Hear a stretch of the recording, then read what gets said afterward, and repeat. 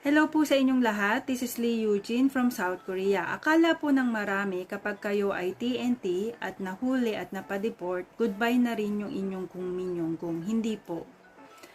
So kahit kayo po ay matagal na TNT, dating EPS, naging TNT dito sa South Korea, nahuli, napadeport, maaari nyo pa rin pong makuha ang inyong kung.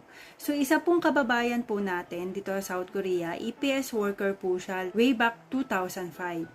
Pagkatapos, 2 years lamang po siyang EPS worker at nag-TNT na po siya. So, almost 18 years po siyang TNT dito sa South Korea. Hindi po siya pinalad. Nahuli po siya at napadeport ngayong 2025.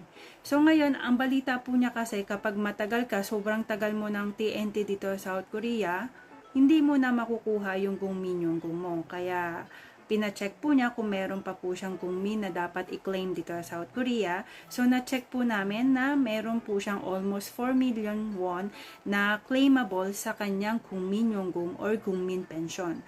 So, ano po yung pinaka-lesson po natin dito sa video natin today? So, kahit kayo po ay sobrang tagal na ninyong TNT dito sa South Korea at meron po kayong contribution sa gungmin, maaari po ninyo yang makuha dahil pinaghirapan po ninyo yan. So kahit kayo po ay TNT dito sa South Korea, ugaliin po ninyong i-check ang inyong mga benepisyo. So maaari nyo po yung makuha kung kayo po ay mag-surrender, maaari nyo po yung i-apply at makuha sa airport, or kaya naman kung kayo ay nahuli at napadeport sa Pilipinas, maaari po ninyo yung i-apply sa Pilipinas. So kahit sobrang tagal pa ninyong TNT dito sa South Korea. So kung kayo po ay merong kaibigan na TNT, dating EPS at naging TNT, at matagal ng TNT dito sa South Korea, i-share nyo po itong video na to sa kanila na sa gayon aware po sila na kahit matagal po silang nag-TNT dito sa South Korea, safe pa rin po yung mga contribution nila sa gungmin nung sila po ay EPS worker pa. So, alamin po ninyo parati ang inyong mga karapatan at mga benepisyo dito sa South Korea dahil pinaghirapan nyo po yan.